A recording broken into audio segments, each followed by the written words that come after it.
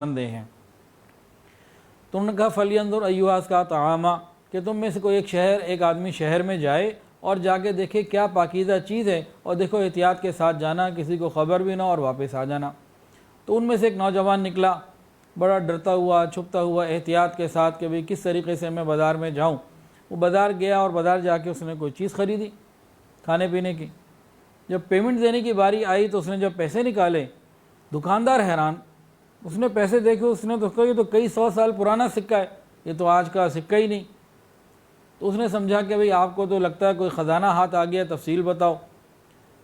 اللہ تعالیٰ اس معاملے کو کھولنا چاہتے تھے اور وہ معاملہ کھل گیا، سب کے سامنے یہ بات آ گئی کہ وہی لوگ ہیں جو کچھ 100 سال پہلے غائب ہو گئے تھے اور آج یہ سامنے آئے ہیں۔ اس زمانے میں ان لوگوں کے اندر ایک جھگڑا چل رہا تھا۔ مشرک بادشاہ ختم مر چکا تھا، دقیانوس یا جو بھی اس کا نام تھا۔ اب جو موجودہ بادشاہ تھا یہ صاحب ایمان تھا اور یہ اللہ تعالیٰ سے مانگتا تھا یا اللہ یہ جو جھگڑا ہمارے اندر ہو رہا ہے، یہ جھگڑے کی کوئی فیصلے کی سبیل پیدا کر دے۔ اور بعض کتابوں میں لکھا ہے کہ اس نے ایک سادہ غریبانہ لباس پہنا، ٹاٹ کا لباس پہنا اور اللہ کے سامنے عاجزی کے ساتھ رونے لگا، دعا کرنے لگا یا اللہ اس مسئلے کو حل کر دے۔ مسئلہ کیا تھا؟ قرآن سے بھی یہ ثابت ہے یہ بات کہ اس وقت یہ بات چل پڑی تھی، کچھ لوگ کہتے تھے کہ مرنے کے بعد زندہ ہونا یہ ممکن نہیں ہے، بندہ مر گیا مٹی ہو گیا، اللہ خیر صلی اللہ ختم، اب قیامت کا دن اور دوبارہ کھڑا ہونا یہ نہیں ہو سکے گا۔ یہ ساری بات درمیان میں اختلاف کی وجہ بن رہی تھی، اور بادشاہ صحیح العقیدہ بھی تھا اور یہ چاہتا بھی تھا کہ مسئلہ حل ہو جائے اور وہ دعائیں مانگتا تھا۔ تو گویا کہ اس کی دعا قبول ہو گئی اور ادھر سے ان کو اللہ رب العزت نے ظاہر کر دیا، اور اللہ نے خود بیان میں قرآن مجید میں فرمایا کہ ہم نے اس بات کو یہاں سے ثابت کر دیا کہ دنیا میں جس کو بغیر کھائے پیے اتنا عرصہ زندہ رکھنا ممکن ہے، تو اللہ کے لیے دوبارہ پیدا کرنا بھی ممکن ہے۔ ان کے یہ جو مسئلے تھے یہ اس واقعے کے اظہار سے ختم ہو گئے۔ خیر بادشاہ کو پتہ لگا، اب یہ لوگ آئے اور اس غار میں پہنچے، غار والے ان کے ساتھ رہنا نہیں چاہتے تھے۔ بادشاہ یہ چاہتا تھا کہ بھئی یہ ہمارے ساتھ رہیں اور ہمیں ان سے فائدہ ہو، یہ اللہ کے مقرب بندے ہیں۔ لوگ بھی یہ چاہتے تھے، لیکن یہ لوگ نہیں رہنا چاہتے تھے، اور وہیں اسی غار میں ان سب کا انتقال بھی ہو گیا۔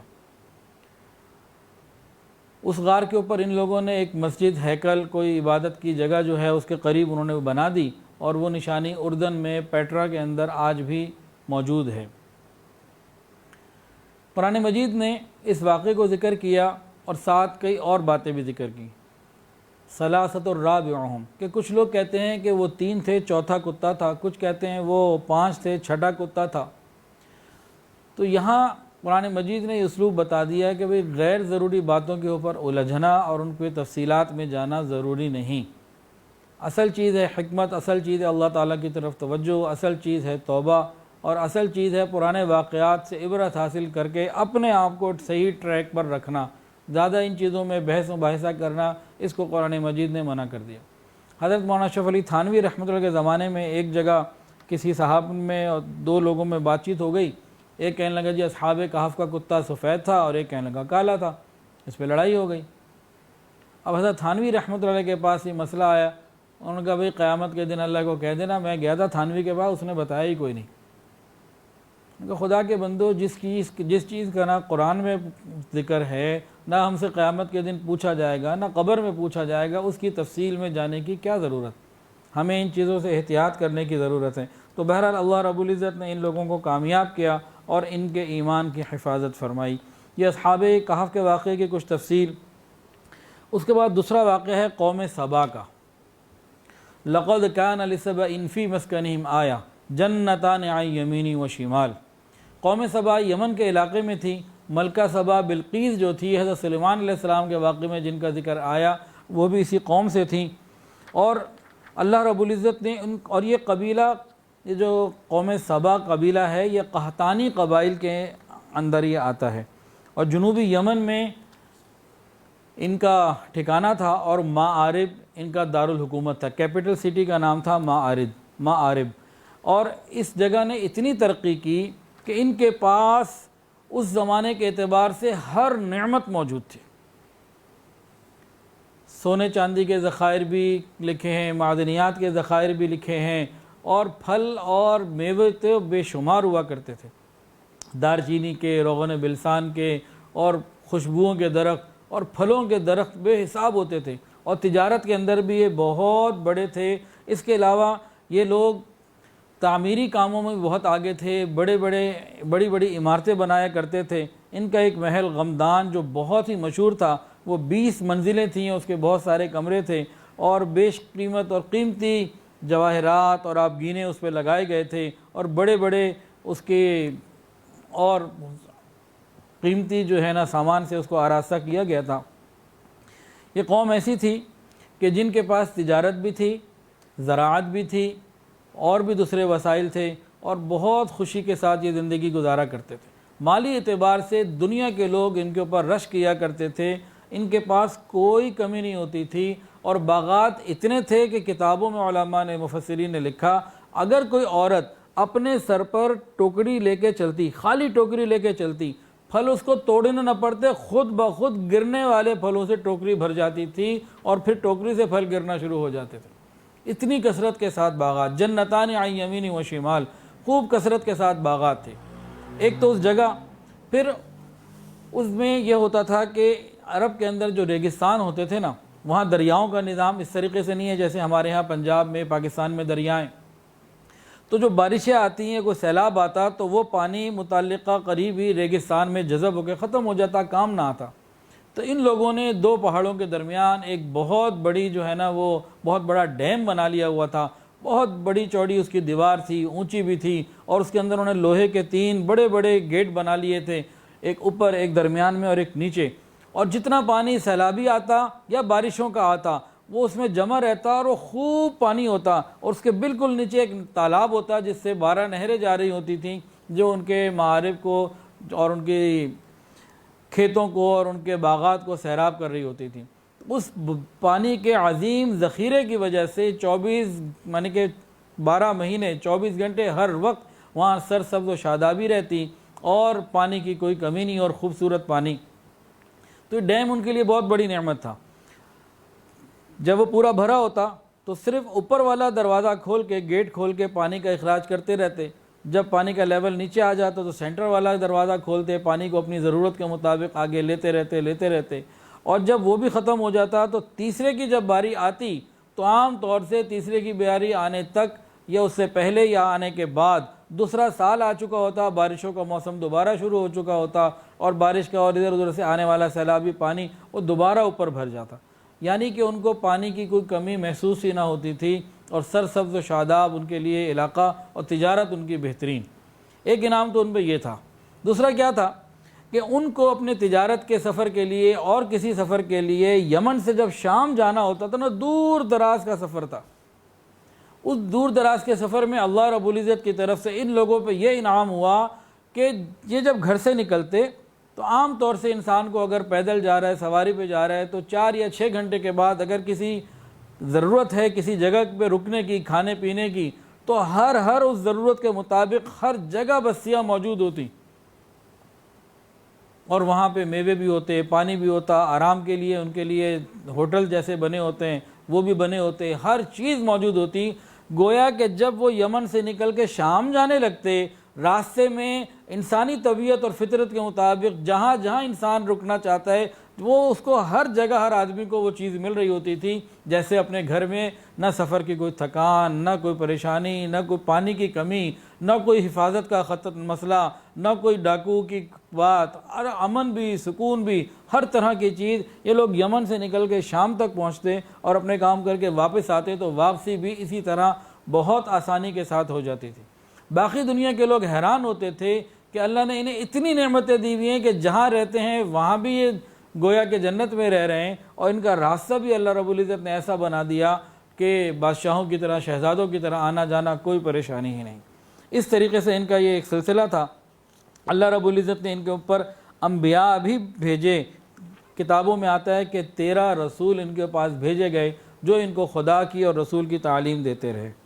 اہل سبا کافی عرصے تک تو اللہ اور اس کے رسولوں کی بات مانتے رہے اور چلتے رہے، لیکن یہ مال کی بے حساب فراوانی آہستہ آہستہ یہ انہی بے حیائیوں میں اور نافرمانیوں میں مبتلا ہو گئے، ناشکریوں میں مبتلا ہو گئے کہ جیسے پہلی قومیں ہوتی رہیں۔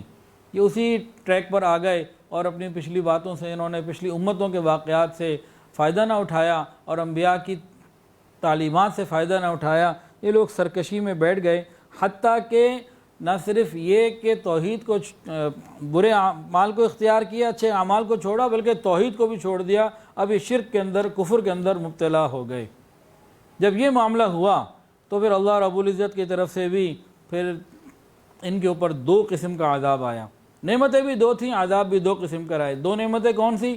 جس شہر میں تھے بلدۃ طیبہ و رب غفور، اور جب یہ جاتے تھے جنتان عن یمین و شمال، ان کے لیے آسانیاں ہی آسانیاں تھیں، لیکن جب انہوں نے نافرمانی کی پھر کیا ہوا؟ اللہ رب العزت نے جو ان کا ڈیم تھا اسی کو ختم کر دیا، اسی کو توڑ دیا گیا، اور ایک عذاب کی کیفیت بنی، عذاب ہی آیا اور فوری طور پر پانی نے ان کے ہر چیز کو ختم کر کے رکھ دیا، پوری قوم ڈوب گئی، اور جو باغات تھے اور جو ان کے کھیت تھے ہر چیز ختم ہو گئی۔ اور جب وقت کے ساتھ ساتھ پانی اترا تو اللہ فرماتے ہیں وَبَدَّلْنَاهُمْ بِجَنَّتَيْهِمْ جَنَّتَيْنِ، کہ ہم نے ان کے باغات کو دوسرے باغات سے بدل دیا۔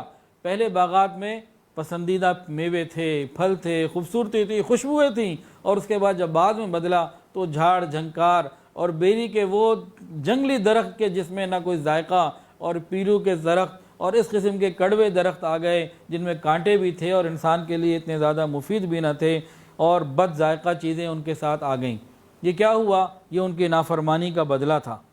قرآن مجید نے یہی فرمایا فَأَعْرَضُوا فَأَرْسَلْنَا عَلَيْهِمْ سَيْلَ الْعَرِمِ وَبَدَّلْنَاهُمْ بِجَنَّتَيْهِمْ جَنَّتَيْنِ ذَوَاتَيْ أُكُلٍ خَمْطٍ وَأَصْلٍ وَشَيْءٍ مِّن سِدْرٍ قَلِيلٍ ذَلِكَ جَزَيْنَاهُمْ بِمَا كَفَرُوا وَهَلْ نُجَازِي إِلَّا الْكَفُورَ۔ اللہ تعالیٰ بتا رہے ہیں کہ ہم ہر نافرمان کو یہی کرتے ہیں، یہ ان کی نافرمانیوں کا بدلہ ہے، یہ جو کچھ ان کے ساتھ ہوا۔ اللہ نے تو انہیں نعمتیں ہی دی تھیں، لیکن وہ نعمتوں میں اپنے اللہ کو بھول گئے۔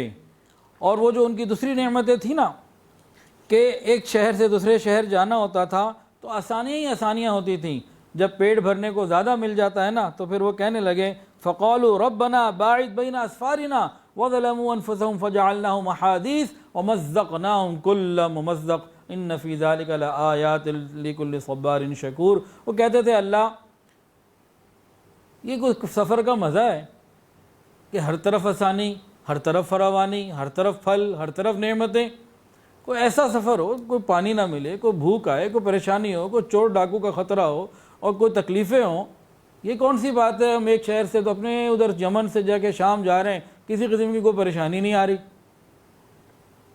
باقی دنیا سفر کرتی ہے تو حفاظت کے لیے اپنے ساتھ فوج کو لیتی ہے، گارڈ کو لیتی ہے، کچھ کرتی ہے، کبھی اس کو پانی نہیں ملتا، کبھی کھانا نہیں ملتا، کبھی نیند کا مسئلہ، ہمیں ہر چیز ہی ملی ہوئی ہے۔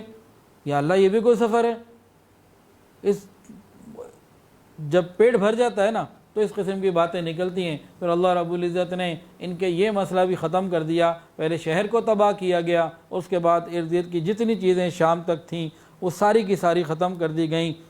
وَمَزَّقْنَاهُمْ كُلَّ مُمَزَّقٍ، اور اللہ تعالیٰ فرماتے ہیں انہوں نے خود اپنی جانوں پر ظلم کیا، پس ہم نے ان کو ایک کہانی بنا دیا، ایک افسانہ بنا دیا اور ان کو پارا پارا کر دیا۔ بلا شبہ اس واقعے میں عبرت کی نشانیاں بہت ہیں شکر گزار بندوں کے لیے۔ اللہ رب العزت نے ان کو بھی مٹا کے رکھ دیا۔ یہ جتنے بھی واقعات آتے ہیں نا، یہ میری اور آپ کی نصیحت کے لیے ہیں کہ ہم اپنے راستے کو ٹھیک کریں، اللہ کی طرف متوجہ ہو جائیں۔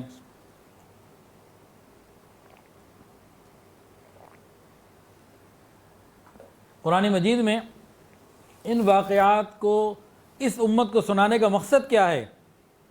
کہ ہم بھی جب نعمتیں موجود ہوں تو اللہ کا شکر ادا کرنے والے بنیں اور نافرمانیوں میں نہ بنیں، نافرمانوں میں سے نہ بنیں، یہی بتانا مقصود ہے۔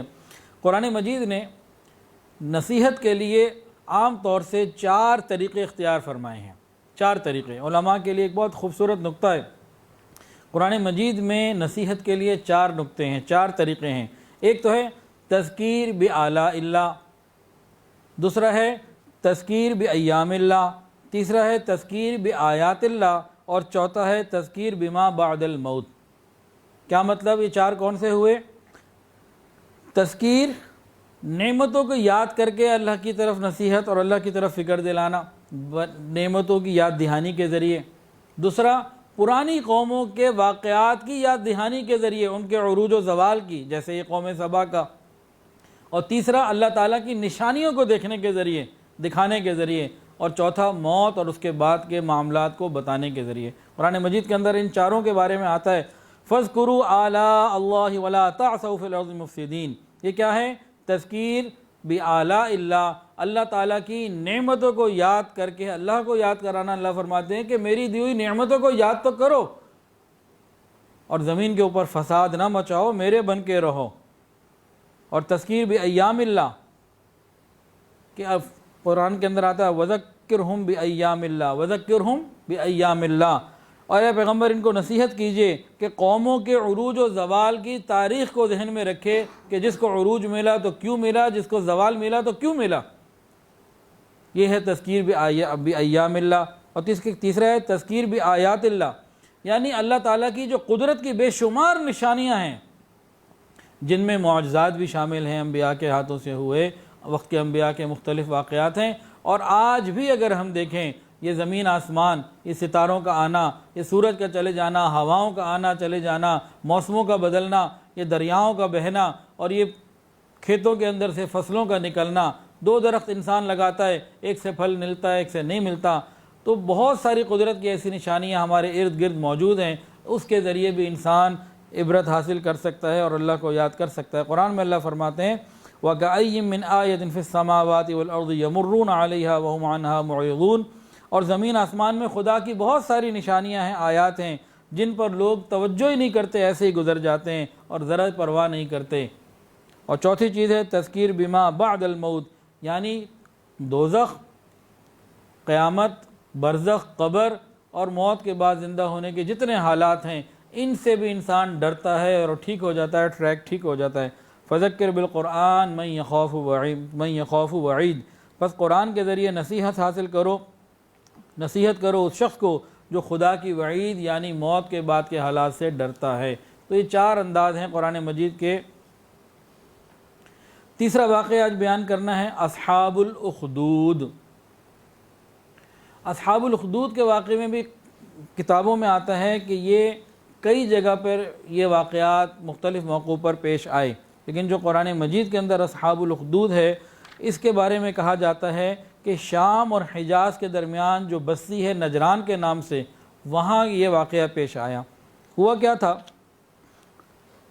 قرآن مجید کے اندر وَالسَّمَاءِ ذَاتِ الْبُرُوجِ وَالْيَوْمِ الْمَوْعُودِ وَشَاهِدٍ وَمَشْهُودٍ، اس صورت کے اندر اس واقعے کو اللہ نے بیان فرمایا۔ وہ کیا تھا؟ اللہ نے بتا یہ دیا کہ دو طرح کے لوگ تھے، ایک کے بعد طاقت تھی، قوت تھی، ایمان نہیں تھا، اور دوسرے کمزور تھے مالی اعتبار سے، مادی اعتبار سے، لیکن ایمان کی قوت ان کے اندر بہت تھی۔ یہ جو کافر تھے اور مادی قوت سے مالا مال تھے اور برسر اقتدار بھی تھے، انہوں نے مسلمانوں کو کہا کہ دیکھو، عیسائی تھے وہ لوگ، عیسائی مسلمان، اس زمانے میں عیسائیت تھی، نبی علیہ السلام سے پہلے کا واقعہ۔ مسلمانوں کو، ایمان والوں کو کہا کہ دیکھو، یا تو تم اپنے باپ دادا کے مذہب پر واپس آ جاؤ ورنہ تمہیں ہم جلا دیں گے۔ انہوں نے کہا تم نے جو کرنا ہے کرو، فقض ما انت قاض، جو تم سے ہو سکتا ہے کرو۔ تو اس زمانے کے پھر حکمرانوں نے کیا کیا کہ جگہ جگہ خندقیں کھدوائی گئیں، اخدود، خندقوں کو کھدوا کے ان کے اندر مسلمانوں کو زندہ جلا دیا گیا۔ کتابوں کے مطابق 20,000 مسلمانوں کو ایک ہی دن میں زندہ جلا دیا گیا ان خندقوں کے اندر ڈال کر۔ صرف ایک واقعہ ان میں ایسا ہوا کہ ایک ماں کا چھوٹا بچہ تھا، تو بچے کی وجہ سے ماں ذرا جھجکی، باقی تو سارے چلے گئے کہ نہیں ہمیں ایمان چاہیے، ہمیں تیری دولت اور تیری چیزیں نہیں چاہیے، ہم ایمان کے لیے ہر چیز قربان کرنے کے لیے تیار ہیں، ہم اس آگ میں جلنا تو پسند کرتے ہیں لیکن قبر اور جہنم کی آگ میں جلنا پسند نہیں کرتے۔ کوئی نہیں جھجکا، سارے کے سارے آگ میں جاتے رہے۔ ایک عورت کا چھوٹا بچہ تھا، وہ بچے کی وجہ سے ذرا سی جھجکنے لگی، اس بچے نے کہا اماں آ جاؤ، یہ آگ نہیں ہے تو اللہ کی نعمت ہے۔ پھر وہ ماں بھی چلی گئی بچے کے ساتھ۔ کافروں نے بھی ایک آگ لگائی جو بجھ جانے والی ہے، جو بجھ گئی، ختم ہو گئی، لیکن ان کو عذاب الحریق قرآن میں بتایا گیا کہ ان کو جہنم کی ایسی آگ میں ڈالا جائے گا جو نہ بجھے گی نہ ختم ہوگی۔ اور مسلمان بظاہر شہید کر دیے گئے، ختم ہو گئے، لیکن قرآن مجید کہہ رہا ہے ذالک الفوز الکبیر، یہ کامیابی ہے۔ ایمان والے کی کامیابی تو یہ ہے کہ اللہ کیسے کامیاب کہتے ہیں، یہ سارے کے سارے زندہ جلا دیے گئے، اللہ فرماتے ہیں ذالک الفوز الکبیر، یہ کبیر بڑی کامیابی کو پہنچے، اور ان کے بارے میں بتایا کہ ان کو تو عذاب حریق، جہنم کا عذاب جو ہے وہ دیا جائے گا۔ بہرحال اصحاب الاخدود کے واقعات میں بھی کئی تفصیلات ہیں، ایک کا میں ذکر کرتا ہوں، اس کے بارے میں کہا جاتا ہے کہ یہ زیادہ قرآن مجید کے قریب ہے، اس واقعے کے قریب ہے جو بتایا گیا۔ وہ واقعہ یہ ہے، محمد ابن کعب سے نقل کیا گیا، وہ فرماتے ہیں کہ شام اور حجاز کے درمیان ایک بستی ہے نجران، وہاں ایک ساحر یا کاہن تھا جو لوگوں کو، نوجوان بچوں کو جادو سکھاتا تھا۔ لوگ آتے تھے تو ایک لڑکا تھا اس میں عبداللہ ابن تامر، وہ بھی سیکھتا تھا۔ یہ عبداللہ ابن تامر ایک مرتبہ ایک راہب کے پاس چلا گیا، کوئی راہب تھا جو نجران کی بستی میں آ کے بیٹھ گیا۔ اس راہب کے آنے سے پہلے نجران میں عیسائیت نہیں تھی۔ اب یہ بچہ جب اس کے پاس گیا تو اس بچے کو راہب کی باتیں اچھی لگنے لگیں، اٹریکٹ ہوا وہ اس سے پھر دین سیکھتا رہا اور عیسائیت اختیار کر لی، اور باقی گھر والے سمجھتے کہ یہ ساحر کے پاس جاتا ہے، یہ ادھر اپنا وقت گزارتا۔ تو بہرحال اس نے پھر عیسائیت بھی اختیار کی، ایمان بھی قبول کیا، اور اس نے دین بھی سیکھا۔ اب اس کے دل میں خیال آتا تھا، یہ عبداللہ ابن تامر اپنے عیسائی استاد راہب کو کہتا تھا مجھے اسم اعظم بتائیں۔ وہ کہتے تھے بھئی تم سنبھال نہیں سکو گے، تم سے برداشت نہیں ہو سکے گا، تو وہ ٹال دیتے تھے، یہ اصرار کرتا رہتا تھا۔ وقت گزرتا چلا گیا، عبداللہ ابن تامر نے سوچا کہ لگتا ہے کہ یہ مجھے راہب نے کبھی نہیں بتانا، تو اس نے اپنی طرف سے ایک فیصلہ کیا۔ کافی سارے تیر پڑے ہوئے تھے، اس نے تیر اٹھائے اور ہر تیر کے اوپر ایک الگ الگ اللہ تعالیٰ کا نام لکھا، اور نام لکھ کے اس نے پھر ایک جگہ آگ جلائی اور ہر تیر کو آگ میں ڈالتا، ہر تیر جلنے لگتا۔ ایک تیر جب آگ میں ڈالا نا تو وہ اچھل کے دور جا کے پڑ گیا۔ انہوں نے کہا اس پہ جو نام لکھا ہے نا یہی اسم اعظم ہے۔ کہنے لگا مجھے پتہ لگ گیا اسم اعظم کون سا ہے۔ وہ راہب کے پاس آیا اور آ کے کہا کہ جناب دیکھیں مجھے تو اس طرح سے پتہ لگ گیا۔ تو راہب نے کہا کہ دیکھو تمہیں اور پر ہو سکتا ہے کہ کوئی آزمائش آئے اور تم اس پہ ثابت قدم نہ رہ سکو، بہرحال اگر کوئی آزمائش آئے تو تمہیں ثابت قدم رہنا ہے۔ اس نے کہا جی ٹھیک ہے۔ اب اس کو اسم اعظم کا پتہ لگ گیا۔ اچھا لوگوں کے اندر تو یہ تھا کہ بھئی کاہنوں کے پاس جانا اور جادوگروں کے پاس جانا، تو اس نوجوان کے پاس بھی لوگ آتے، کوئی بیمار آتا، کوئی نابینا آتا، کوئی کچھ آتا، تو یہ لوگوں کو کہتا، توحید کی دعوت دیتا، ان کو کلمہ پڑھاتا اور ساتھ ساتھ ان کے لیے دعا کرتا تو وہ ٹھیک ہو جاتے۔ تو کبھی کوئی اندھا آتا، کبھی کوئی آتا۔ تو ایک مرتبہ یہ خبر نجران کے بادشاہ تک پہنچ گئی۔ اس نے اس لڑکے کو بلا لیا کہ تم کیا کر رہے ہو، میری مملکت میں فساد مچایا ہوا ہے۔ تو اس نے اس نوجوان نے کہا کہ تم مجھے نہیں مار سکتے۔ کہا میں کیوں نہیں مار سکتا؟ اس نے اپنے لوگوں کو حکم دیا، سرکاری لوگوں کو، پہاڑی کی چوٹی پہ لے جاؤ اور وہاں سے جا کے نیچے دھکا دے دو۔ اب سرکاری لوگ جو پولیس تھی وہ پہاڑی کی چوٹی پہ لے گئی، اور وہاں جا کے یہ تھوڑی دیر میں واپس آ گیا اور وہ لوگ ختم ہو گئے۔ اس کو بڑا غصہ آیا، اس نے اب دوسری ٹیم کو حکم دیا کہ جا کے دریا میں غرق کر دو۔ اب یہ دریا میں گئے، اس نے پھر اللہ کی طرف رجوع کیا، جو غرق کرنے گئے تھے وہ غرق ہو گئے، واپس آ گیا۔ اب بادشاہ کو بڑا غصہ چڑھا کہ میں کیا کروں۔ اس نے کہا دیکھو بھائی تم مجھے نہیں مار سکتے، مجھے مارنا چاہتے ہو تو ایک صورت میں ہی تمہیں بتاتا ہوں، وہ یہ ہے کہ تم میرے اوپر اللہ تعالیٰ کے نام کے ساتھ حملہ کرو، تیر چلاؤ یا جو بھی، اللہ کے نام کے ساتھ تلوار چلاؤ، میں شہید ہو جاؤں گا۔ اس کو اور کچھ سمجھ میں نہ آیا، اس نے اسی پر عمل کیا۔ جیسے ہی اس نے اس پر عمل کیا اور ساری عوام کو پتہ لگ گیا کہ یہ بادشاہ کی تو کسی بات کے قابو میں نہ آیا، جو اس نے کہا بادشاہ نے وہ کیا، تبھی یہ مرا، تو ساری کی ساری عوام اس وقت فوری طور پر مسلمان ہو گئی، عیسائیت کو اختیار کر لیا۔ یہ واقعہ جب پتہ لگا، یہ تو نجران میں ہوا تھا، تو وہاں سے قریب ایک بادشاہ تھا، اس کا نام تھا ذو نواس، یہ یہودی بادشاہ تھا۔ اس کو جو معلوم ہوا تو اس نے یہاں حملہ کیا، اور حملہ کرنے کے بعد اس نے ان تمام عیسائیوں کو جمع کیا۔ انہوں نے کہا دیکھو جو واپس اپنے دین پر آئے گا اس کو چھوڑ دیں گے، جو نہیں آئے گا اس کو ان آگ میں جلنا پڑے گا۔ خندق آگ کی جلائیں اور سارے کے سارے لوگوں کو اس نے جلا دیا۔ اس طریقے سے تقریباً 20,000 کے قریب لوگوں نے اس دن شہادت پائی اور اللہ رب العزت کے ہاں ایک مقام پایا اور کامیابی ملی۔ یہ ذو نواس جو تھا یہ یمن کا بادشاہ تھا۔ اب کچھ لوگ جو بچ گئے نا، یہ پھر آگے گئے اور انہوں نے آگے جا کے قیصر روم کو جا کے شکایت کی، اور قیصر روم نے ذو نواس کی پٹائی کے لیے اور اس کو سبق سکھانے کے لیے شاہ حبشہ نجاشی کو لکھا، اور نجاشی نے 2 لوگوں کو بھیجا، ایک کا نام تھا اربات اور دوسرے کا نام تھا ابرہہ، ابرہۃ الاشرم، ناک کٹا ہوا ابرہہ۔ قیصر روم نے قیصر روم نے کے پاس ایک شخص پہنچا، اس کا نام تھا دوست، وہ اسی قبیلہ نجران کا سردار تھا۔ اس نے کہا ہمارے ساتھ تو یہ ظلم ہوا، اور قیصر روم عیسائی تھا، اور جو حبشہ کا بادشاہ تھا وہ بھی عیسائی تھا۔ قیصر روم نے شاہ نجاشی کو لکھا، حبشہ کے بادشاہ کے لقب تھا نجاشی، جو بھی آتا اس کو نجاشی کہتے تھے، جس طرح مصر کے بادشاہوں کا لقب تھا فرعون، وہ جو بھی آتا۔ نجاشی نے اپنے 2 کمانڈرز کو بھیجا، ایک کا نام تھا اربات اور دوسرے کا نام تھا ابرہہ۔ ان دونوں نے جا کے ذو نواس کو تو ختم کر دیا، وہ دریا میں غرق ہو گیا اور بدترین اس کو سزا دی گئی، اور اس کے بعد یہ لوگ یمن کے بادشاہ اربات جو ہے یمن کا بادشاہ بن گیا۔ اب ان دونوں کمانڈروں کے اندر لڑائی ہو گئی، تو اربات اور ابرہہ، ان دونوں کی جو دونوں کے اندر اپنی اپنی ٹیمیں تھیں، آ گئی میدان میں۔ ان دونوں نے کہا دیکھو ادھر بھی ہماری قوم کے لوگ ہیں، ادھر بھی ہماری قوم کے لوگ ہیں، لڑائی میری تمہاری ہے، تو ہم دونوں اکیلے لڑتے ہیں، 1 to 1 مقابلہ کر لیتے ہیں، جو جیت جائے گا دونوں لشکر اس کے، دونوں کے اپنے اپنے لشکر تھے۔ انہوں نے یہ فیصلہ کر لیا، فیصلے میں دونوں کے اندر سخت لڑائی ہوئی، اور ابرہہ جو ہے وہ فاتح رہا، اربات کا انتقال ہو گیا، اربات اس میں مر گیا، ختم ہو گیا۔ ابرہہ پھر یمن کا بادشاہ بن گیا۔ یہ وہی ابرہہ ہے اصحاب الفیل والا اور اصحاب کہف، کیا کہتے ہیں قرآن مجید کے اندر ہاتھیوں والا جو ذکر ہے۔ اب یہ بادشاہ تھا،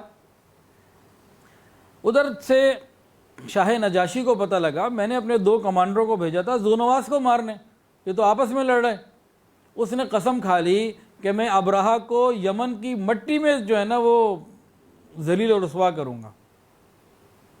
ادھر ابرہہ کو پتہ لگا کہ شاہ نجاشی میرے اوپر ناراض ہو رہا ہے، اس نے پتہ کیا کیا، اس نے اپنے سر کے بال اتروائے، گنجا ہو گیا، اور اپنا خون بھی لیا، ایک شیشی میں ڈالا، اور اس کے بعد یمن کی مٹی سے ایک بورا بھرا، تھیلا بھرا، اور اپنے قاصد کو بھیجا نجاشی کے پاس۔ اس کو کہا مائی باپ آپ مجھ سے کیوں ناراض ہوتے ہیں، میں آپ کا تو وفادار ہوں، ٹھیک ہے اس سے جو ہو گیا غلطی ہو گئی، آپ مجھے معاف کر دیں، آپ نے جو قسم کھائی ہے نا اس کا علاج اب یہ ہے، آپ میرے خون کو مجھے مٹی میں ملانا چاہتے تھے، یہ یمن کی مٹی میں نے بھیج دی، اس میں میرے خون کو ملا دیجئے، اس میں میرے بالوں کو ملا دیجئے، ان کو کے اوپر اپنے قدموں کے نیچے رون دیجئے، آپ کی قسم ایسے پوری ہو جائے گی، میں تو آپ کا بڑا وفادار ہوں۔ جب اتنی عاجزی دیکھی تو اس نے کہا چلو ٹھیک ہے، جو ہو گیا سو ہو گیا۔ تو اب یہ ابرہہ جو ہے یمن کا بادشاہ بن گیا۔ اب یہ عیسائی تھا کٹر قسم کا، اس نے بہت سارے وہاں کنیسہ اور عبادت گاہیں بنائی، حتیٰ کہ اس کے دل میں خیال آ گیا کہ میں ایک ایسی عبادت گاہ بناؤں جو بیت اللہ کا بالمقابل بن جائے، کہ ساری دنیا کے لوگ اس کا حج کرنے آیا کریں، کہ ساری دنیا کے لوگ جو ہیں وہ اس کا حج کرنے آیا کریں، اور بیت اللہ کا حج اب نہ ہوا کرے۔ اس نے اپنے بادشاہ شاہ نجاشی کو یہ لکھ بھی دیا کہ میں اس قسم کی کوئی چیز جو ہے وہ بنانا چاہتا ہوں، اور اس نے ایک کنیسہ بنایا جو واقعی بے مثال تھا، اور بہت قیمتی چیزیں اس میں لگائی گئیں، اور بہت بڑا شاندار کلیسہ اس نے بنایا، اور اس کے بنانے میں اس نے ظلم سے بھی کام لیا، جبر اور زبردستی سے بھی کام لیا، اور بہت اونچا اور قیمتی اور بڑی تعمیر اس نے بنائی۔ جب وہ تعمیر پوری ہو گئی تو اس ابرہہ نے اعلان کر دیا کہ بھئی آج کے بعد کوئی بیت اللہ شریف مکہ کا حج کرنے نہ جائے، جس میں آنا ادھر آئے۔ عرب کے لوگ گو بت پرست تھے، عرب کے لوگ جیسے کیسے بھی تھے، لیکن بیت اللہ سے محبت کرتے تھے، بیت اللہ کی عظمت ان کے دلوں کے اندر تھی۔ گو بیت اللہ میں ہی انہوں نے 360 بت رکھ دیے تھے، لیکن بیت اللہ کی محبت ان کے اندر بہت تھی۔ اب ان کے اندر ایک فطری طور پر غصہ آ گیا کہ ہم کیا کریں۔ اللہ کی شان، جب اس نے جو اپنا یمن میں صنعاء کے اندر وہ کلیسہ جو بنایا تھا، وہاں ایک حجاز کا عرب کا کوئی بندہ آیا اور اس نے نجاست کر دی، پیشاب وغیرہ کس طرح سے کچھ کر دیا۔ اس کو پتہ لگا تو تحقیق کروائی، تو لوگوں نے کہا کہ بھئی دیکھو تمہارے اس اعلان سے اور اس عبادت گاہ سے کس کو سب سے زیادہ پریشانی ہو سکتی ہے؟ کہا بھئی صرف قریش کو اور مکے کے لوگوں کو، اور کس کو؟ عرب کو ہی ہو سکتی ہے۔ نبی کو عرب ہی ہوگا، اور کون ہوگا؟ پتہ بھی لگ گیا کہ عرب ہے۔ اب ابرہہ کو غصہ آیا، اس نے کہا کہ اچھا میرے حکم پر تو عمل نہیں ہو رہا، اب میں ہاتھیوں کو لے کے جاؤں گا، بڑے لشکر کو لے کے جاؤں گا اور بیت اللہ کی اینٹ سے اینٹ گرا دوں گا، ہے کوئی بچنے والا جانے والا تو پھر وہ آ جائے۔ تو اس نے بہت بڑی تیاری کی کعبہ شریف کے اوپر حملہ کرنے کی، اور ایک ہاتھی تھا جو سب سے بڑا، جس کی نظیر اس دنیا میں اس وقت زمانے میں دنیا میں کہیں نہیں ملتی تھی، محمود اس کا نام تھا، بہت بڑا ہاتھی تھا، وہ لیا، اور بھی بہت سارے ہاتھی لیے اور ساتھ یہ سوار ہو گیا اور چل پڑا کہ بھئی ہم نے جانا ہے۔ اور تجویز ان کی یہ تھی کہ بیت اللہ کی جو بنیادیں ہیں نا، جو ستون ہیں، ان کے ساتھ ہم رسیوں کو باندھیں گے، زنجیروں کو ادھر ہاتھیوں کے ساتھ باندھیں گے، ہاتھیوں کو دوڑائیں گے، وہ گر جائے گا، ختم ہو جائے گا۔ اب یہ خیر اس نے برے ارادے کے ساتھ یہ نکلا۔ جیسے ہی عرب میں یہ خبر پھیلی نا تو سارا عرب اس کا دشمن ہو گیا، اور ایک شخص تھا عربوں میں ذو نفر، وہ جگہ جگہ قبیلوں کے پاس جاتا، کہتا کہ بیت اللہ کو بچانے کے لیے اس نیک کام میں میری مدد کرو۔ تو اس نے بہت سارے قبائل فوری طور پر جمع کر لیے، اور جب یہ یمن سے آگے آیا ابرہہ تو وہاں مقابلے کے لیے ذو نفر کو پایا، جنگ ہوئی اور ذو نفر ہار گیا اور شکست ہو گئی، اور ذو نفر کو گرفتار کر لیا گیا۔ پہلے تو ابرہہ نے سوچا کہ اس کو قتل کیا جائے، لیکن اس نے سوچا کہ نہیں، ابھی راستے کی بھی معلومات ہمیں لینی ہوگی، کوئی کام آئے گا، روک لیا۔ اب یہ جب شکست ہو گئی تو یہ آگے چلے، تو آگے ایک قبیلہ تھا خثعم۔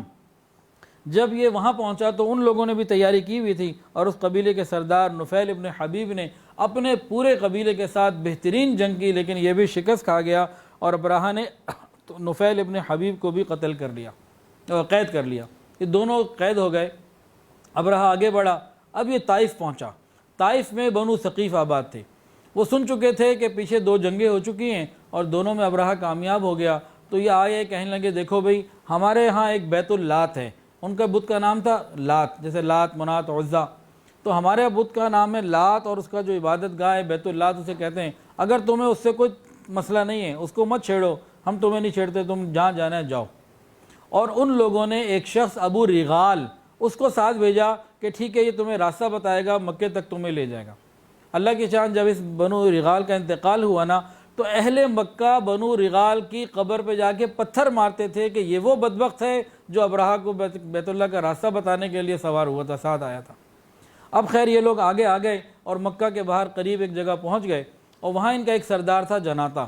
اب ابرہہ نے اس کو حکم دیا، وہ مکہ کے سرداروں کے اور مکہ کے جو لوگوں کے وہاں مال مویشی چل رہے تھے ان کو گرفتار کر کے پکڑ کے لے گیا۔ اس میں حضور پاک صلی اللہ علیہ وسلم کے دادا عبد المطلب کے بھی 200 اونٹ تھے۔ اس کے بعد ابرہہ نے اپنا ایک قاصد بھیجا مکہ کی طرف، اور اس کو پیغام دیا جاؤ مکہ کے سرداروں سے جا کے ملو اور کہو کہ بھئی ہم صرف بیت اللہ کو گرانے آئے ہیں، تمہاری ہماری نہ کوئی لڑائی نہ دشمنی، میں آؤں گا بیت اللہ کو گراؤں گا اور چلا جاؤں گا، تم میرا راستہ نہ روکو، اگر تم نے روکا تو پھر تمہارا عبرتناک حشر میں کروں گا۔ اب یہ جب اس کا قاصد یہاں پہنچا اور جس سے بھی ملتا وہ ہر آدمی کہتا کہ بھئی آپ تو عبد المطلب سے ملیں۔ بہرحال عبد المطلب سے جب ملاقات ہوئی تو عبد المطلب نے کہا کہ بھئی میری ملاقات تو کرواؤ، اور لڑنے کی ہمارے اندر قوت کوئی نہیں ہے، اور یہ جس کا گھر ہے وہ جانے اور تم جانو، ہم تو کچھ نہیں کرتے۔ انہوں نے کہا بھئی آپ آئے ہو ملاقات کریں۔ عبد المطلب نبی علیہ السلام کے دادا ہیں، قریش کے سردار ہیں، خوبصورت ہیں، وجیح ہیں، اور ایک وقار ہے، ایک قد و قامت ہے، ایک شان تھی آپ کی۔ ابرہہ نے جیسے ہی آپ کو دیکھا تو اپنے تخت سے نیچے اترا، آپ کا استقبال کیا، اپنے ساتھ جہاں وہ خود بیٹھا وہیں ساتھ بٹھایا، اور بہت عزت کے ساتھ ان کی پرسنالٹی سے جو ہے متاثر ہو کے بات کرنے لگا۔ اور آخر میں اس نے کہا کہ دیکھیں آپ کو معلوم ہے میں کیوں آیا ہوں؟ کہ جی مجھے معلوم ہے۔ بھئی آپ کیوں آئے؟ کہ جی میں تو اس لیے آیا ہوں میرے 200 اونٹ آپ لوگوں نے پکڑ لیے، مجھے دے دیں، ہمارے جو جانور آپ نے پکڑے ہیں واپس دے دیں۔ ابرہہ نے کہا میں تو آپ کو بڑا سمجھدار سمجھتا تھا، میں بیت اللہ گرانے آیا ہوں، اب اس کی بات نہیں کرتے، اپنے 200 اونٹ کی بات کرتے ہیں۔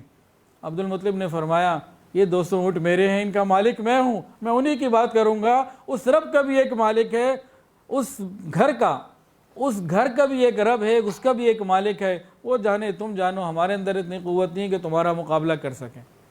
میں اونٹوں کا مالک ہوں، میں اونٹوں کا سوال کر رہا ہوں، اس گھر کا جو مالک ہے وہ اپنی حفاظت اپنے گھر کی کرنا خوب جانتا ہے۔ میں نے کہا تو میں نہیں جانتا وہ مالک کون ہے، تم اپنے اونٹ لو اور جاؤ، ہاں حملہ کر رہے ہیں۔ اب ابو طالب کے ساتھ بعض روایتوں میں ہے کہ مکے کے کچھ سردار بھی تھے، انہوں نے کہا کہ دیکھو تم حملہ نہ کرو، ہم ہر سال آپ کو اتنا خراج دے دیا کریں گے، اتنا آپ کو پہنچاتے رہیں گے، آپ واپس جاؤں گے. کہا نا میں نے تو گرانا ہے، مجھے کچھ نہیں چاہیے، مال پیسہ میرے پاس بڑا. اللہ کی شان. ابو طالب اور یہ لوگ واپس آ گئے، اور واپس مکے کے لوگ انتظار میں تھے. ابو طالب نے کہا کہ دیکھو بھئی ہمارے اندر تو اتنی قوت نہیں ہے کہ ان کا مقابلہ کر سکیں، قریب کے پہاڑوں پہ چلے جاؤ، انہوں نے آنا ہے، اب وہ کیا ہوگا اب اللہ جانے اور اللہ کا کام جانے، اللہ کا گھر ہے. اس کے بعد کتابوں میں لکھا ہے کہ ابو طالب بیت اللہ آئے، بیت اللہ شریف کی چابی کو پکڑ کر، کنجی کو پکڑ کر بیت اللہ شریف کے دروازے کے قریب آ کر اللہ تعالیٰ سے خوب گڑ گڑا کے دعائیں مانگی، اے اللہ ہم تو کچھ نہیں کر سکتے، کمزور ہیں، محتاج ہیں، ہمارے اندر اتنی قوت اور قدرت نہیں ہے، اللہ تو ہی اب اپنے گھر کی حفاظت فرما. انہوں نے خوب دعائیں کیں. اب اگلا دن جب آیا تو ابرہہ نے تیاری کی کہ اب بیت اللہ شریف پر حملہ کرنا ہے، اور محمود جو ہاتھی تھا اس کو تیار کیا گیا. تو نفیل ابن حبیب جن کو راستے میں گرفتار کیا گیا تھا نا، یہ آگے آئے اور محمود جو ہاتھی تھا اس کے کان میں آ کے کہا، محمود امامک بیت اللہ، محمود تیرے سامنے بیت اللہ ہے، واپس پلٹ جا، لوٹ جا. جیسے ہی اس کے کان میں، اس جانور کے کان میں یہ آواز گئی کہ آگے اللہ کا گھر ہے، اس نے پھر مکے کا رخ نہیں لیا، ادھر جاتا ادھر جاتا پیچھے جاتا، جو سائز سے بڑی کوشش کی، جدھر چلاؤ پیچھے چلاؤ چلتا ہے، دائیں چلاؤ چلتا ہے، بائیں چلاؤ چلتا ہے، آگے سیدھا نہیں جاتا. اب اس کی آنکھوں میں انہوں نے وہ جو آنکڑا مارتے تھے سب کچھ کر کے دیکھ لیا، اس ہاتھی نے ایک قدم مکے کی طرف اس لفظ کے سننے کے بعد نہیں بڑھایا. اس نشانی ان وہ کوششوں میں تھے کہ کسی طرح یہ چل پڑے، وہ نہ چلا. اتنے میں سمندر کی جانب سے پرندوں کا ایک بہت بڑا غول آیا، اور ان کے ایک منہ میں کنکر تھا، ایک پیر میں کنکر تھا، ایک دوسرے پیر میں کنکر تھا، ہر ایک پرندے کے پاس 3 کنکر تھے. انہوں نے جب وہاں سے وہ نیچے پھینکنے شروع کیے ہیں تو وہ جس کے اوپر بھی گرتا وہ ریوالور کی گولی سے زیادہ جو ہے نا وہ اثر وہ کنکری کا ہوتا، اور جس کے اندر وہ فوری طور پر اندر سے گزرتی ہوئی جسم میں زہر بھی پھیلتا اور نیچے زمین کے اندر بھی وہ چلی جاتی، اور بندے اور ہاتھی اور سب وہی گرنے لگے. ہاتھی ان کے پاس سے، ہاتھی کو تو وہ اپنی حفاظت کے لیے لائے تھے، لیکن جب ہاتھی الٹا دوڑے اور اپنے ہی لوگوں کو روندنے لگے اور زیادہ معاملہ خراب ہو گیا، اور وہ لشکر برے طریقے سے ان کے زد میں آگے تباہ و برباد ہو گیا. ابرہہ کو اللہ نے عبرت کا نشان بنانا تھا، یہ وہاں نہیں مارا، یہ کسی طریقے سے زخمی ہو کے پہنچا صنعاء، اپنے لوگوں میں پہنچا، اور پہنچتے میں اس کے جسم کے اعضاء تو پگھلنے لگے تھے، اور وہاں بالکل پگھل کے گل سڑ کے ختم ہو گیا، مر گیا. اور اللہ رب العزت نے اس طریقے سے ان ہاتھیوں والے کا جو ہے وہ معاملہ برابر کر دیا. قرآن مجید کے اندر بھی اس کا ذکر ہے، الم تر کیف، کیا آپ نے دیکھا کہ ہم نے کیسے ہاتھیوں والوں کے ساتھ معاملہ کیا، اصحاب الفیل کے ساتھ. تو یہ اللہ رب العزت کی طرف سے ان کے ساتھ معاملہ ہوا. امی عائشہ صدیقہ رضی اللہ عنہ فرماتی ہیں کہ اس لشکر میں سے 2 آدمی جو اندھے اور اپاہج ہو گئے تھے، نابینا بھی ہو گئے تھے، اپاہج بھی ہو گئے تھے، یہ مکہ میں بھیک مانگتے تھے، میں نے خود ان کو دیکھا. اور یہ حضور پاک صلی اللہ علیہ وسلم کی مبارک پیدائش سے 40-50 دن پہلے کا واقعہ ہے. یہ محرم کا واقعہ ہے. نبی علیہ السلام کی مبارک پیدائش ربیع الاول کے مہینے میں ہوئی ہے، تو آپ کی پیدائش سے کچھ دن پہلے کا یہ واقعہ ہے. اور اس سال کو عام الفیل کہا جاتا تھا. الم تر کیف فعل ربک باصحاب الفیل. اللہ اکبر کبیرہ. یہاں ایک بات عرض کر کے پھر اس بات کو مکمل کرتے ہیں. ان کے اوپر یہ عذاب کیوں آیا؟ اللہ کی مرضی ہے بھئی، یہ آنا تھا، یہی آیا، اللہ یہی بھیجنا چاہتے تھے. اصل کے اندر کیا بات ہے؟ محققین فرماتے ہیں کہ ابرہہ یہ چاہتا تھا کہ اللہ کے نظام کو بدلے. اللہ رب العزت نے اپنے نظام کو بدل دیا کہ کہاں انسان پرندوں کا شکار کرتے تھے تو پرندوں نے انسانوں کا شکار کیا. جب بھی انسان اللہ کے نظام کو بدلتا ہے اللہ رب العزت اس سے بدلہ لیتے ہیں. یہ باتیں ہمیں سمجھانے کے لیے دی گئی ہیں، کاش ہمیں ان باتوں کی سمجھ آ جائے. الحمدللہ قصص القرآن کے اندر واقعات ترتیب سے بیان ہو گئے، اور پہلے حضرت آدم علیہ السلام سے لے کے حضرت عیسیٰ علیہ السلام تک واقعات آئے. حضرت عیسیٰ علیہ السلام کے بعد ان واقعات کا ذکر ہوا جو انبیاء کے ساتھ نہیں تھا لیکن قرآن مجید میں واقعات تھے، ان میں سے بعض یہ اکثر ذکر ہو گئے. اب رہ گئے انبیاء کے واقعات میں، قصص القرآن میں حضرت محمد مصطفیٰ صلی اللہ علیہ وسلم کا واقعہ رہ گیا. تو سیرت کے تو واقعات تفصیل اور ترتیب کے ساتھ چل ہی رہے ہیں، لیکن اس میں سوچا یہ ہے، مشورہ یہ ہوا کہ قصص القرآن سیریز کو نبی علیہ السلام کے ذکر کے ساتھ ہی پورا کیا جائے، اور آپ کی جو 63 سالہ زندگی ہے ان کو تقریباً 2 نشستوں میں ان کا خلاصہ جو ہے وہ بتا دیا جائے، اور ترتیب تو وہ الگ چل ہی رہی ہے۔ تو ایک تو یہ ہوگا انشاءاللہ۔ دوسری بات، افتتاح بخاری شریف الحمدللہ آنے والی پیر، ایک تو کل پیر ہے نا، کل والی نہیں، 21 ستمبر کو جو پیر آ رہی ہے انشاءاللہ، حضرت جی تشریف لا رہے ہیں، پیر حافظ ذوالفقار احمد نقشبندی دامت برکاتہ العالیہ، مین روڈ پر ہی ہال ہے، لی گرینڈ شیلے، تو 2:45 بجے سے لے کے 4 بجے تک کا وقت ہے، اور افتتاح بخاری شریف کی یہ قبولیت دعاؤں والی تقریب ہے، صحبت اہل اللہ بھی ہے، بخاری شریف کی نسبت بھی ہے، علم دین کی نسبت بھی ہے، تو اس میں مردوں کے لیے عورتوں کے لیے مکمل اہتمام ہے۔ تو بھئی کوشش کر کے خود بھی آئیں اور زیادہ سے زیادہ لوگوں کو لے کر آئیں۔ 21 ستمبر کو 2:45 بجے سے لے کے 4 بجے تک انشاءاللہ العزیز یہ پروگرام ہوگا، 14A1 پیکو روڈ لاہور۔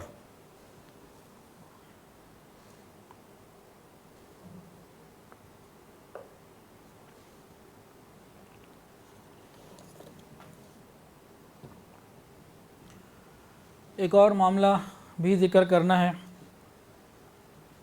قرآن مجید کے اندر آتا ہے انما جزاء الذین یحاربون اللہ ورسولہ ویسعون فی الارض فسادا ان یقتلوا او یصلبوا او تقطع ایدیہم وارجلہم من خلاف او ینفوا من الارض۔ ان آیات میں بتایا یہ گیا ہے کہ جو لوگ اللہ اور اس کے رسول سے لڑائی کرتے ہیں اور زمین میں فساد مچاتے ہیں، ان کی سزا یہ ہے کہ انہیں قتل کر دیا جائے یا سولی چڑھا دیا جائے، یا ان کے ہاتھ پاؤں مخالف سمتوں سے کاٹ دیے جائیں، یا انہیں زمین سے دور کر دیا جائے۔ یہ دنیا میں ان کی رسوائی ہے اور آخرت میں بھی ان کے لیے زبردست عذاب ہے۔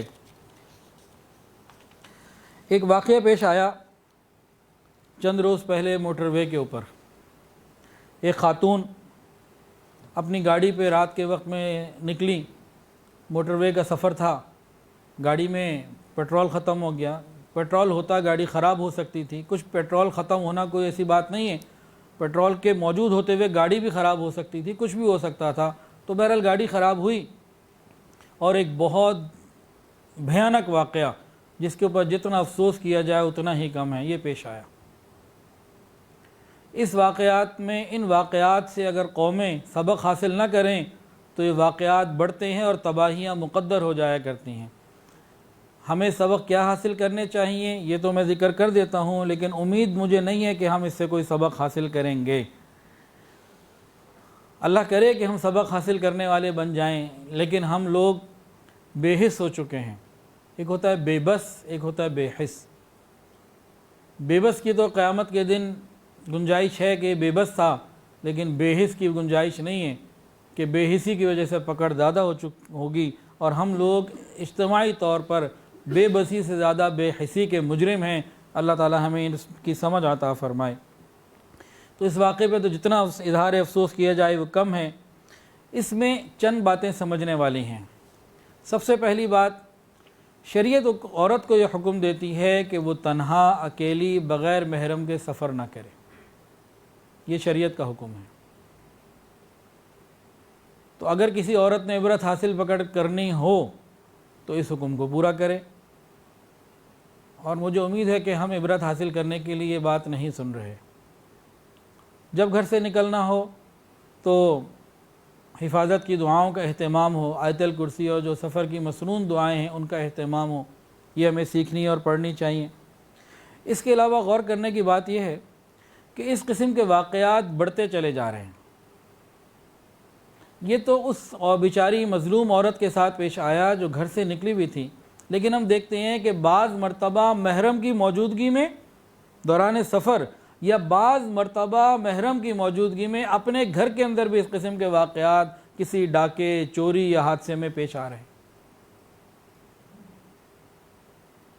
کئی ایسے واقعات ہیں کہ محرم کی موجودگی میں بھی اس قسم کے معاملات محرم کے سامنے پیش آئے، محرم کو بھی باندھ کر، عورت کو، بچی کو، بیٹی کو بھی باندھ کر یہ سب کچھ کیے گئے۔ کئی واقعات ہیں، میں تفصیلات میں نہیں جانا چاہتا۔ یہ واقعات کیوں ہو رہے ہیں، ان کے سدباب کیا ہیں؟ واقعات ہونے کی 2 وجوہات ہیں۔ ایک تو بے حیائی کو خوب پھیلا دیا گیا ہے، موبائل کھولیں، کوئی اپلیکیشن لیں، کوئی کہیں چلے جائیں، واٹس ایپ کیا، فیس بک کیا، باقی چیزیں کیا، بے حیائی کا ایک سیلاب ہے جس کو آج ہم بے حیائی سمجھنا بھی نہیں چاہتے. کوئی کہے تو اس کو الٹا برا کہنے لگتے ہیں کہ تم کیا بات کر رہے ہو. قرآن کے اندر تو آتا ہے وَلَا تَقْرَبُوا الْفَوَاحِشَ کہ تم نے تو بے حیائی کے قریب بھی نہیں ہونا، کھلی ہو یا چھپی ہوئی ہو.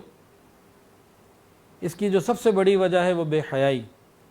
اور دینی اعتبار سے اس کا حل کیا ہے؟ وہ حیا کی تعلیم، دین کی تعلیم، کہ ملک کے چپے چپے پر قرآن اور حدیث کی تعلیم کو عام کیا جائے. ہر گلی اور ہر محلے میں دینی مراکز اور مساجد اور مدارس قائم کی جائیں، دینی تعلیم کو، حیا کی تعلیم کو عام کیا جائے. ایک تو یہ ہے معاشرے کے اصلاح کا طریقہ. دوسری طرف ایک اور بات بھی ہے کہ یہ ایسے واقعات دوبارہ نہ ہوں. اس کے لیے کیا کرنا پڑے گا؟ اس کے لیے اس طرح کے مجرموں کو جو فساد فی الارض کے مرتکب ہوتے ہیں، ان کو عبرت ناک سزائیں کھلے عام لوگوں کے مجمع میں دی جائیں. اگر یہ ہم نے نہ کیا تو یہ واقعات کبھی نہیں رک سکتے. یہ قرآن کا فیصلہ ہے، یہ ریاست مدینہ کا فیصلہ ہے. دیکھیں، کوئی بھی حکومت زیادہ سے زیادہ ہر کلومیٹر کے اوپر ایک چوکی بنا دے گی حفاظت کے لیے. اس سے زیادہ اور اتنا بھی کوئی نہیں کر سکتا. اگر کوئی کرے تو زیادہ سے زیادہ اتنا ہی کر لے. ایک ایک انچ کی CCTV کے کیمرے کے ذریعے کوریج کر لی جائے، پورے ملک کی چپے چپے کی کر لی جائے. لیکن اگر دل میں خوف خدا پیدا نہ کیا گیا اور سزاؤں کا خوف پیدا نہ کیا گیا تو ہر کلومیٹر پر بنی ہوئی چوکی اور ایک ایک انچ کی کوریج اور اس کا CCTV کیمرے کے ذریعے دیکھتے رہنا ان چیزوں کو نہیں روک سکتا. اصل تو ہے کہ عوام کے اندر، معاشرے کے اندر خوف خدا پیدا کیا جائے. وہ ہوگا دینی تعلیم سے اور کسی چیز سے نہیں ہو سکتا. کہ قیامت کے دن اور قبر کا خوف اور اللہ کے سامنے پیشی کا خوف یہ پیدا کیا جائے تو معاشرے کے اندر حیا پیدا ہوگی اور جرائم سے روک پیدا ہوگی. اور ساتھ ہی ساتھ دوسرا کام کیا ہو کہ جو ایسے لوگ ہوتے ہیں، جو فساد فی الارض کے مرتکب ہوتے ہیں، ان کو علی الاعلان عبرتناک سزائیں دی جائیں. یہ قرآن اور ریاست مدینہ کے فیصلے ہیں. نبی علیہ السلام کی مبارک زندگی میں ہوا. پاکستان میں بھی ایک مثال موجود ہے. فیصل آباد میں جب جنرل ضیاء الحق نے یہ کیا، ایک مجرم کو اس طرح سزا دی گئی، کتنے برس تک لوگ اس کی وجہ سے ٹھیک رہے. کچھ لوگ باتوں سے نہیں مانتے، وہ لاتوں سے مانتے ہیں. تو دینی تعلیم بھی ضروری اور دینی سزائیں بھی ضروری، پھر یہ معاملات حل ہوتے ہیں. چند لوگوں کو اس طرح سزا دے دی جائے تو پورا ملک سکون میں آ سکتا ہے. اور یہ بھی یاد رکھیے کہ شریعت اسلام میں حدود صرف 5 چیزوں کے اوپر ہے. وہ کون سا ہے؟ چوری، ڈاکہ، زنا، تہمت زنا اور شراب. یہ 5 چیزیں ہیں جن کے اوپر اللہ کی طرف سے بنایا ہوا قانون ہے، جس میں کوئی شخص، کوئی حکمران، کوئی مولوی، کوئی عالم، کوئی شیخ، کوئی بھی اس میں تبدیلی کر ہی نہیں سکتا. وہ اللہ کی طرف سے دیے ہوئے فیصلے، اس میں تبدیلی کا کسی کے پاس کوئی اختیار اللہ نے رکھا ہی نہیں. یہ تو صرف زنا نہیں، زنا بالجبر بھی ہے. اور ان واقعات کی روک تھام کے لیے ایک تو دینی تعلیم کی، خوف خدا کی ضرورت ہے، اور دوسری بات ایسے لوگوں کو شدید ترین سزائیں دینے کی ضرورت ہے. اللہ کرے ان باتوں کے اوپر ہم توجہ کے ساتھ عمل والے بنیں تو انشاءاللہ آگے معاملہ آسان ہو جائے گا. ورنہ اس قسم کے واقعات، وہ موٹر وے ہو یا کسی کے گھر میں ہو یا کہیں بھی ہو، یہ پیش آتے رہیں گے اگر ہم نے اس واقعے سے عبرت حاصل نہ کی. جس طرح اور بے شمار واقعات ہم پاکستانیوں کی عادت ہے بھولتے چلے جاتے ہیں، یہ بھی چند دنوں میں بھول جائیں گے اور پھر اب کسی اور جگہ پہ رہیں گے. اللہ تعالی ہمیں صحیح سمجھ عطا فرمائے اور اس ملک کو جس مقصد کے لیے حاصل کیا گیا تھا وہ مقصد ہمیں پورا کرنے کی توفیق عطا فرمائے. صحابہ کرام کی عظمت، صحابہ کرام کی محبت، یہ ہمارے ایمان کا حصہ ہے. ایک ایک صحابی ہمارے لیے قابل قدر ہے، ان کا نام معلوم ہو نہ ہو. اللہ تعالی ہمیں تمام معاملات کو شریعت کی روشنی میں انجام دینے کی توفیق عطا فرمائے. وآخر دعوانا ان الحمدللہ رب العالمین.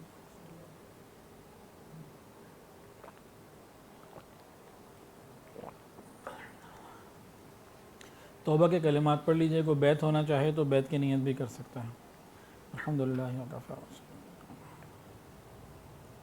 ساتھ ساتھ پڑھ لیجئے بسم اللہ الرحمن الرحیم لا الہ الا اللہ محمد الرسول اللہ اشہد ان لا الہ الا اللہ واشہد ان محمدا عبدہ ورسولہ استغفر اللہ ربی من کل ذنب واتوب الیہ استغفر اللہ ربی من کل ذنب واتوب الیہ استغفر اللہ ربی من کل ذنب واتوب الیہ برحمتک یا ارحم الراحمین۔